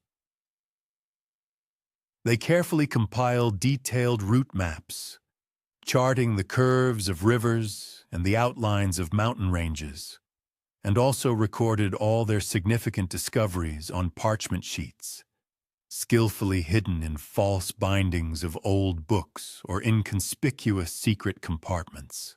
Notably, some of these scrolls were deliberately left in plain sight, but were securely coded with complex riddles and puzzles. The purpose of this ingenious design was to mislead any potential seekers and ensure that only members of the order, or those deemed truly worthy, could successfully continue this grand endeavor. This constant interaction between the desire for discovery and the necessity of concealment gave the legend of the spear new, multifaceted layers, skillfully weaving elements of both Eastern and Western cultures into the narrative, creating a saga that stretched across entire continents. As night fell, campfires in Templar encampments cast flickering, wavering shadows on unrolled scrolls and precious reliquaries. In the cool night air, the faint scent of incense mingled with the smells of the desert and distant roads. The whispers of distant lands, full of mysteries and promises, filled the ears of the weary knights. Some of them, immersed in slumber or contemplation, dreamed of majestic temples where mystical iron staffs would shine beneath vaulted golden roofs, reflecting the light of stars or the moon. Others, with martial fervor, imagined epic battles unfolding amidst ancient prophecies, where the spear itself, possessing its own will, would silently choose its true wielder, the arbiter of destinies. This grand journey for the Templars was not only an arduous physical trial, but also a profound spiritual quest. Every mile traveled eastward only further deepened the aura of mystery and sacredness surrounding the sought-after relic. In the bustling, crowded eastern markets, Knights closely observed skilled artisans and shrewd merchants, striving to absorb not only the peculiarities of their wares, but also the hidden symbols and signs permeating daily life. Any pattern on a richly embroidered carpet, a subtle motif carved on an ancient doorpost, or even a specific sequence of prayers uttered in a temple could be interpreted as potential indicators, certain points on their complex path that could either bring them closer to the sacred relic or, conversely, lead them away from it. They gradually realized that the surrounding world itself could be perceived as a gigantic, living manuscript, and that the history of the spear was inextricably intertwined with the geography, rich culture, and deep collective memory of countless peoples and civilizations. As the Order's caravans delved deeper, reaching the harsh Himalayas and the remote fringes of Central Asia, the legend of the sacred spear began to take on a distinctly mythical, almost fairy tale quality. Some locals spoke of a staff of heaven that glowed faintly in their dreams, foretelling the weapon's appearance only when the world was ready. Others passed down stories of distant, valiant warriors who wielded a mysterious iron capable of piercing fate itself, altering its course. For the Templar Knights, these numerous whispers and traditions served as both a warning and a powerful encouragement. They were clear proof that the colossal power and significance of the sought-after relic were recognized far beyond their familiar Christian world, and that its purpose was not tied to the boundaries of a single kingdom or a single culture. Thus, amidst majestic mountain ranges, endless deserts, and monasteries nestled in ravines, the invisible but all-powerful journey of the sacred spear continued. Ancient scrolls diligently recorded only its distant echoes, while skillful allegories masterfully masked its true sacred truth. The knights, aware of all the responsibility and potential risks, moved forward with extreme caution, understanding that each new discovery could bring them both long-awaited enlightenment and mortal danger. In this constant interaction between East and West, deep faith and strict secrecy, real history and mystical legend, the relic not only endured, but also strengthened. Its fate became inextricably intertwined with the silent hands of those who sought to preserve it, and with the ceaseless whisper of the entire world, which, like the wind, carried its astonishing story across boundless continents and through centuries receding into eternity. However, no matter how deep and carefully guarded a secret, it can never be fully immune to destructive human ambition, and no relic, however sacred or inviolable it may be considered, can escape the looming shadow of betrayal.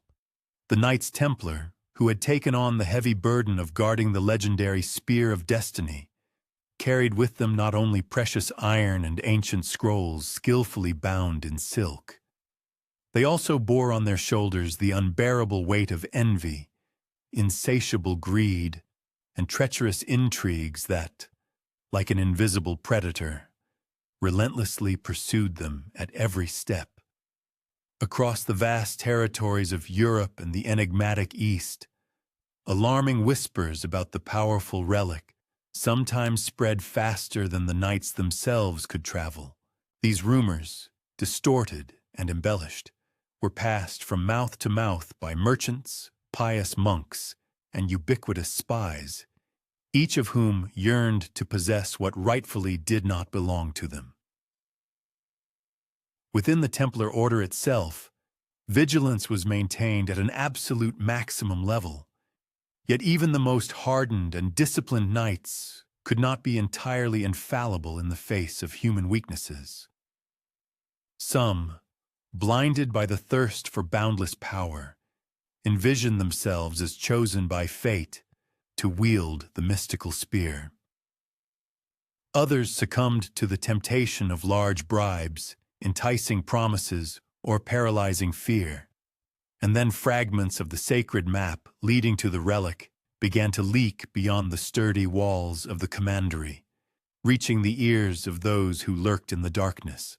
In this treacherous web of intrigue and deceit, the line between unwavering loyalty and vile betrayal became increasingly blurred, and it seemed that the very air around was saturated with unspoken secrets that could ignite at any moment, leading to unpredictable consequences. Beyond the impregnable Templar fortresses, the powerful church and influential monarchs of Europe behaved with extreme caution, closely observing the order's activities. Rome, always apprehensive of any uncontrolled power, occasionally received troubling hints that the order possessed relics, whose significance and power far exceeded publicly recognized sacred objects. Kings, pursuing their own interests and ambitions, actively sought to win the knights' favor, offering them generous gifts in the form of vast lands or high titles in exchange for crumbs of valuable knowledge about the relic. Some particularly audacious adventurers even attempted to infiltrate carefully guarded Templar caravans, posing as devout pilgrims or ordinary merchants. Their main goal was to catch even a glimpse of the sacred iron shaft, which, rumor had it, possessed the power to change the course of entire armies and determine the outcome of great battles. However, the most dangerous and destructive betrayals were often subtle and nuanced, remaining invisible until their harmful consequences became fully apparent. A carelessly left scroll in the wrong place, or an accidentally forgotten mark on a map, could easily reveal paths that should have remained in strict secrecy. Entire military campaigns could be radically redirected, and countless lives lost, or conversely, saved thanks to information stolen in deep shadow. In some cases, far-sighted local rulers in the East sought to use Templar movements to their advantage, offering them false directions or skillfully masking their own treasures behind layered traditions and myths.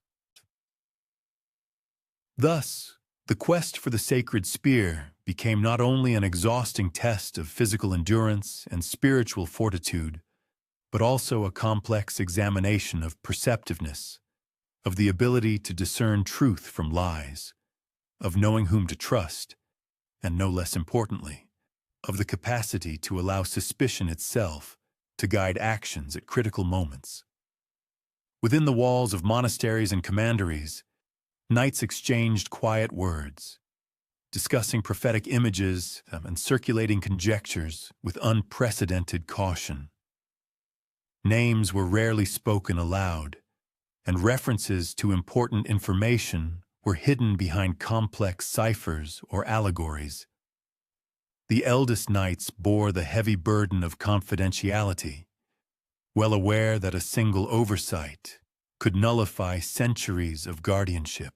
Every night, as the lamps burned down and shadows lengthened, they were invariably tormented by the same dilemma: could the spear withstand all-consuming human claims? Even loyal allies could unwittingly commit betrayal, driven by desperation or apprehension. Thus, a monk might reveal an encrypted fragment, believing it vital for the spiritual guidance of the Church. A young knight might lose a manuscript, unaware that it contained instructions to a sacred refuge.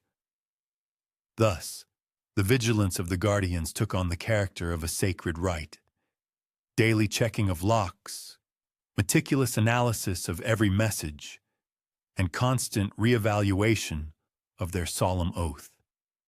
However, perfidy was not always manifested in violence or theft. Sometimes it came in the form of skillful deception, leading members of the order to believe that the relic rested in one location, while its true whereabouts were elsewhere. Large-scale enterprises could be built on deceit, and movements delayed by treacherous stratagems. And at these moments, the sensation of the artifact's proximity became especially poignant, perceived not as mere iron or wood, but as a mighty energy determining the course of events and requiring foresight, endurance, and unwavering will. The history of betrayal became inextricably woven into Templar mythology. Chroniclers in subsequent eras recounted disappearances, sudden deaths, and mysterious movements that defied rational comprehension. Some noted unexplained losses of position within the order, suggesting that mere confidentiality proved powerless against all-consuming human passions.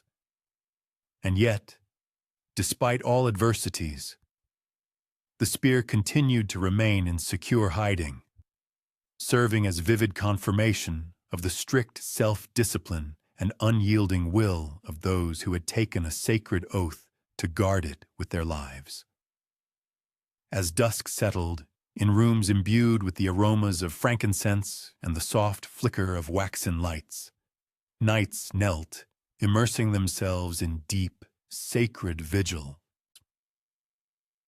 Outside, the world seethed with ambitious claims and cunning conspiracies, but within, a serene stillness reigned, and in this silence, the spear of destiny remained, a dormant power, aware of treachery, yet immune to its destructive influence, patiently awaiting the sole hand, capable of pointing its way anew. Legends tell not only of sacred artifacts, but also of those who transported them by sea, bearing the burden of the future in shackles of wood and metal. In the mid-13th century, an armada of ships departed the ports of Acre, laden with countless riches amassed over decades of crusader campaigns, gold, manuscripts, and according to unspoken rumors, fragments of the spear of destiny itself. The knights entrusted with these cargoes well understood the colossal significance of their mission. Failure would mean far greater consequences than the loss of material wealth. It could reshape the course of history for entire nations. The fleet quietly plunged into the Mediterranean waters under a veil of strictest secrecy. Dark sails stood out as grim silhouettes against the deepening twilight. Skilled mariners guided their path through treacherous seas, fearing corsairs and enemy squadrons who coveted the sacred artifacts with the same fervor as jingling coins. However, the sea is a willful keeper. Storms could strike suddenly. Waves crashed against the ship's sides like angry blows from deities, and the voyage itself became a risky game, as compass needles trembled restlessly and celestial bodies hid behind a thick curtain of clouds. For many nights, the ships steadily held their course. Ship lights dimmed and human voices hushed.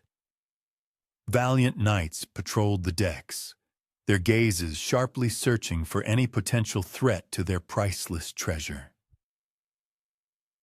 The relics themselves, carefully packed and securely fastened in armored chests, seemed to almost vibrate with anticipation, as if aware that their journey could be an epoch-making event whose significance far surpassed the limited perception of mere mortals.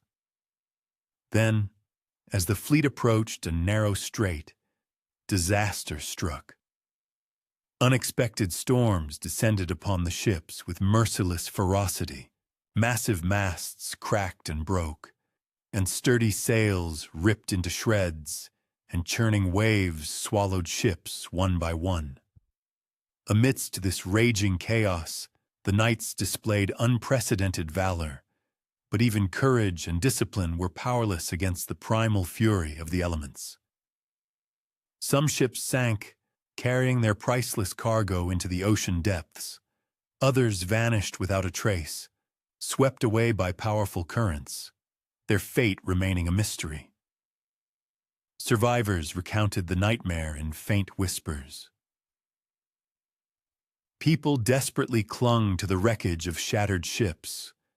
Relics irrevocably slipped from weakening hands. Lanterns swayed rhythmically like distant celestial bodies before being finally swallowed by the impenetrable gloom. Many swore that in the heart of the storm, they caught a glimpse of the ghostly outlines of the spear itself, faintly shimmering in the water, as if resisting the inexorable pull of the abyss. Whether it was a divine sign or a delusion of an exhausted mind, no one could say. But this memory invariably returned in night terrors for decades. The vanished fleet became a narrative filled with both cautionary warning and all-consuming passion. Chroniclers, some of whom claimed to have witnessed these events, recorded fragments of evidence, far-flung wreckage washed ashore, emptied chests found in secluded coves, and artifacts re-emerging decades later under unverifiable circumstances.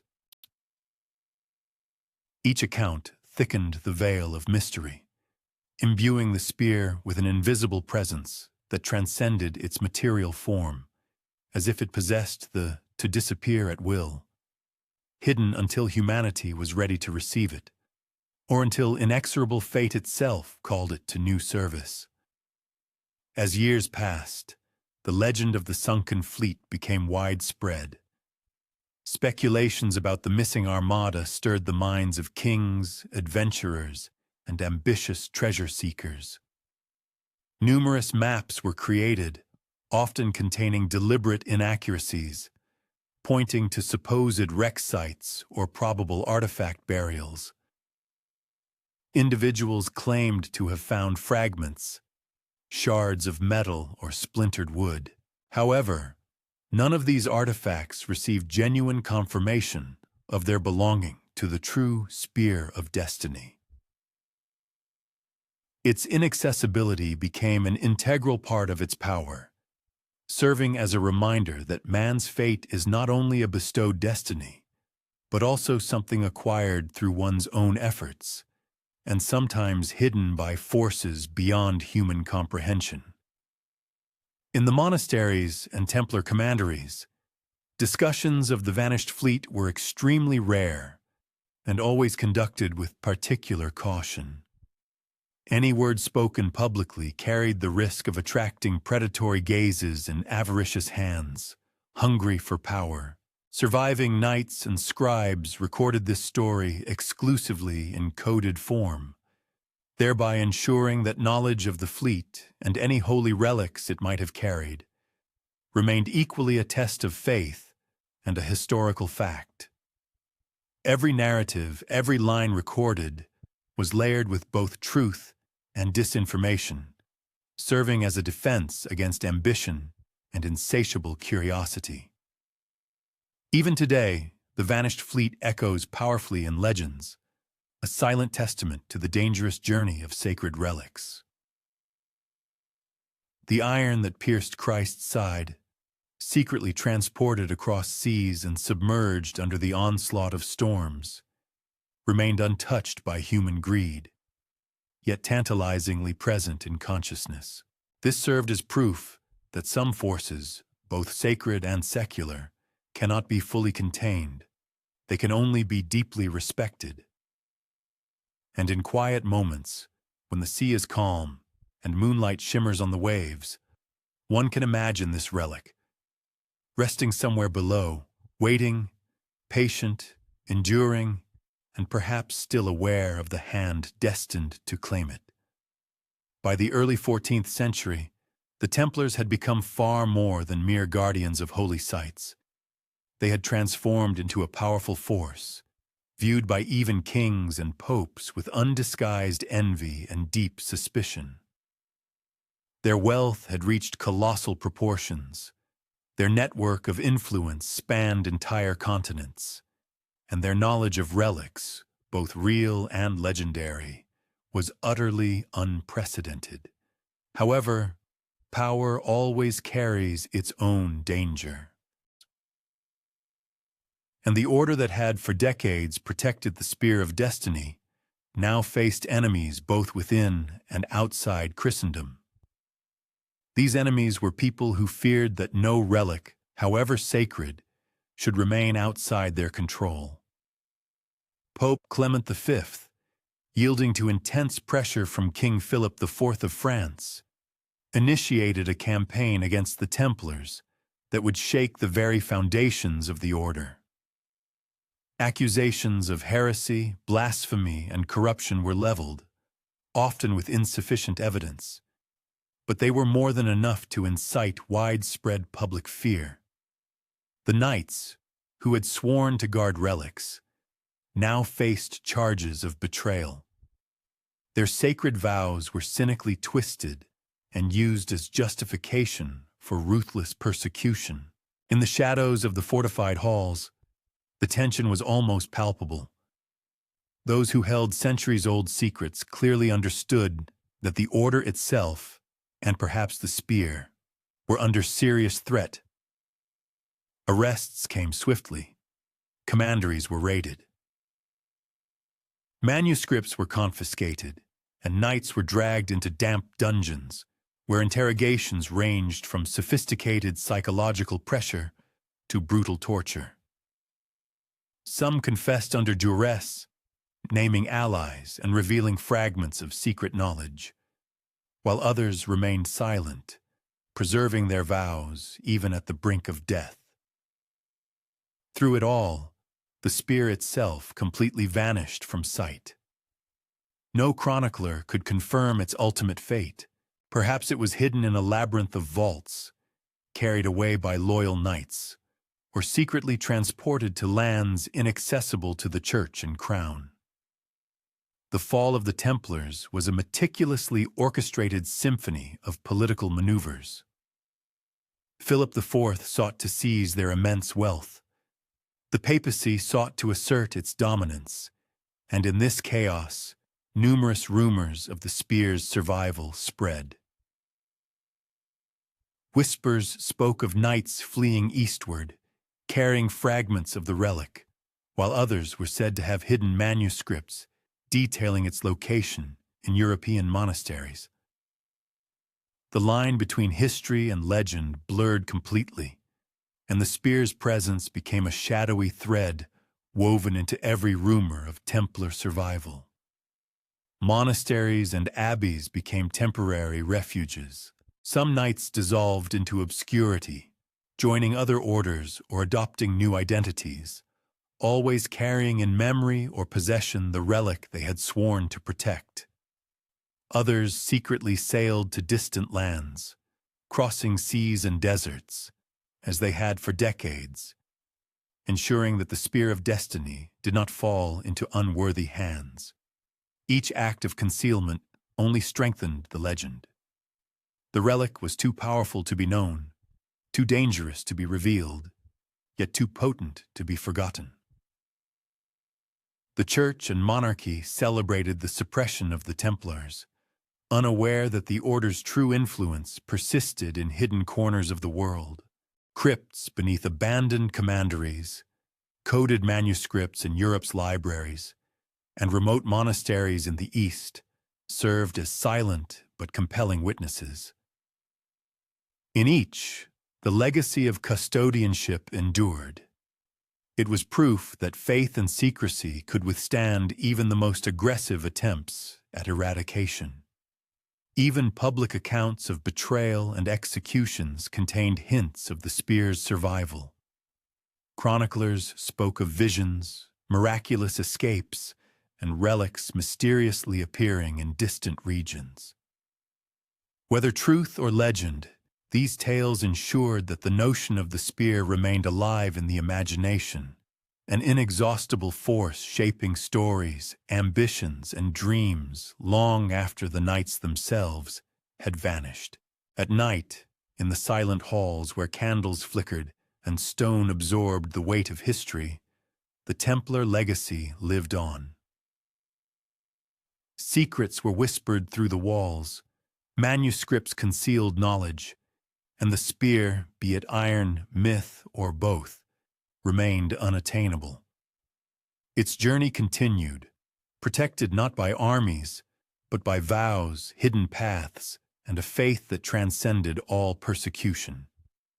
Thus, the downfall of the Templar Order did not herald the demise of the legendary spear, but rather opened a new, enigmatic chapter in its centuries-old history. Those who once guarded the relic vanished into the annals of time, becoming unseen custodians.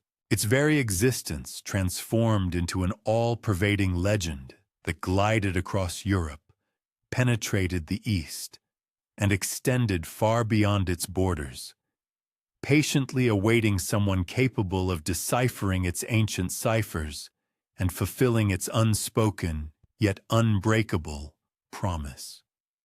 After the conclusion of the Templar trials, the world seemed to hasten to turn a new page. Publicly, the order was officially disbanded, its immense wealth confiscated for the crown and the church, and its valiant knights were cast into dungeons or executed.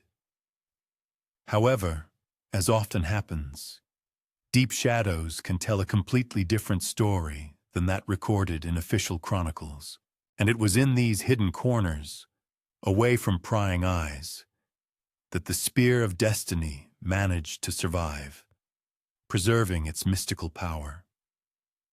Some sources claimed that the precious relic was secretly transported to carefully disguised vaults, located deep beneath ancient European monasteries, far from the bustling world. Others whispered that loyal knights managed to take it to the east, hiding it in places inaccessible to any monarch, pontiff, or conqueror. The preservation of these deepest secrets was carried out with truly surgical precision, with impeccable attention to the smallest details. Ancient manuscripts were repeatedly rewritten, with barely perceptible changes introduced. Notes were recoded with complex ciphers, and enigmatic symbols were skillfully etched onto the walls and floors of hidden chambers, remaining visible only to those specially trained to read them. Each such alteration was a strictly deliberate act, serving a dual purpose: to protect the relic and to spread disinformation.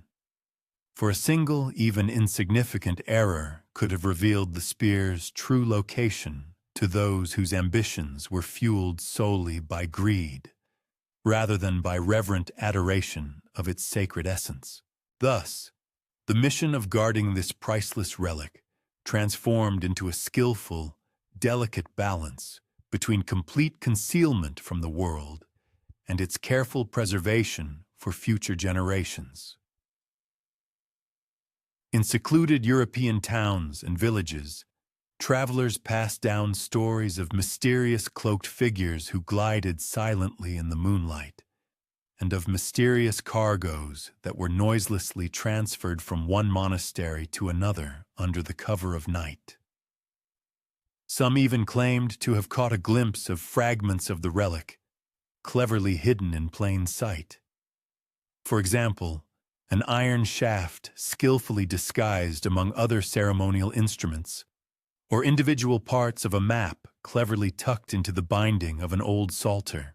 To the uninitiated eye, these objects seemed utterly mundane, unremarkable.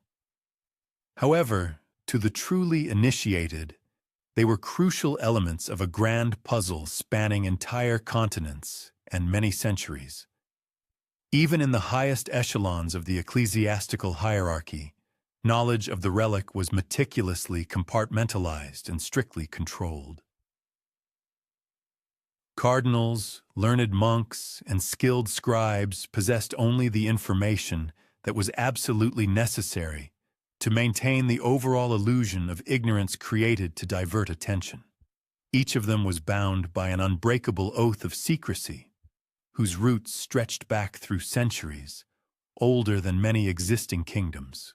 The very process of concealment became a sacred ritual, accompanied by procedures that were revered no less than prayer. Secret keys were entrusted only to those deemed worthy, codes were passed exclusively by word of mouth, and the true meaning of each object or symbol was reinforced not by coercion or force, but by the deepest devotion to the cause. Former associates of the Templars, now scattered across the vast expanses of Europe and Asia, transformed into silent yet reliable guardians. For example, a humble monk in distant Constantinople might meticulously guard an ancient manuscript containing a subtle hint about the location of a secret vault somewhere in France. Or a retired knight, living a secluded life in Sicily, might keep a fragment of the relic itself, without even realizing its full history and true significance. These men and women, living in different parts of the world, carried their heavy but honorable burden with deep inner intensity.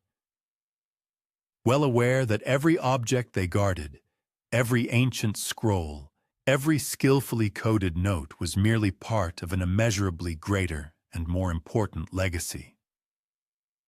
Parallel to the increasing secrecy surrounding the relic, popular legends multiplied and strengthened.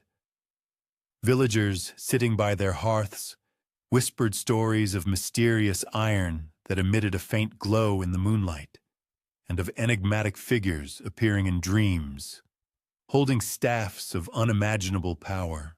These stories, like the wind, crossed national borders, merging with the rich oral traditions of distant lands. In some regions, local sages and healers skillfully wove individual fragments of Templar knowledge into their own mystical systems, creating an astonishing tapestry on which Christian relics organically intertwined with ancient Eastern prophecies. The spear of destiny itself, over time, ceased to be perceived solely as a material object, transforming into something far greater, a powerful symbol, the quintessence of fate itself, whose power and significance transcended ordinary iron and wood. Its invisible presence,